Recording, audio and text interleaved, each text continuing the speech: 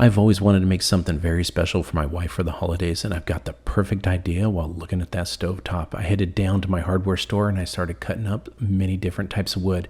I've got mahogany, birch, walnut, and maple. And now what I'm going to do is lay down some wax paper because I'm going to glue up these edges. All of these edges need to have glue and they need to be spread out because every square inch needs to have glue on it. And the reason for this is when we glue it up, we want to make sure that we make contact with all the edges as much as possible to make it as strong. So we're going to lay all the pieces down. Once we do that, I'm going to take a clamp and I'm going to clamp it together. I want to squeeze it just enough that you can see the glue oozing right out the sides. That means I got enough pressure. After 24 hours, I'm going to let it dry, take those clamps off, but I've got to flip it over because I've got to get rid of that wax paper. I'm so glad I laid that down, otherwise it would have glued itself to the table. It's a perfect idea. Now I'm going to take my planer and I'm going to get all the high spots because these boards don't glue together just perfect. Once I do that, I'm going to turn over to 80 grit sandpaper and go up and down and make this thing smoothed out. Once I'm done with that, I'm going to switch over to 220 and give it a nice finish. But once I'm done there, I need to square up these edges. So I'm going to put out a template and I'm going to square it up right with my table saw on two sides. Then I need an edge on the front and the back. So what I'm going to do is take the glue again with mahogany because that's what's on the front and the back. And I'm going to treat it just like when I glued up the first pieces.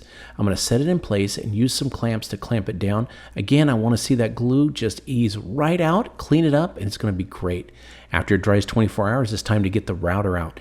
This is what's going to give me that nice rounded edge. I'm going to put that on all four sides, and then I'm going to build a template. What this does is it allows me to put some space in between there because I'm going to get that router out because it is time to put in a juice groove. This is a little notch that goes all the way around the sides, about an inch or so from the sides, where all your juices collect so that you don't have to worry about having it soak into the table.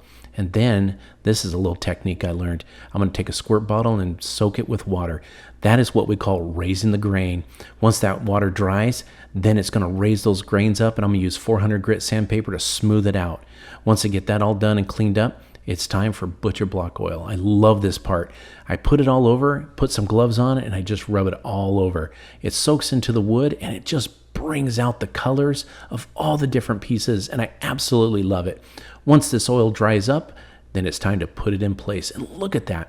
It actually darkened up, but it looks amazing. I love how the different types of wood all come together. And I built it with that front and that back lip so that if you have burners, it'll stick up over those on the stove. But it's also dual purpose. Watch this. I can set it at the sink and it can be used as a cutting board and put in all your chopped pieces.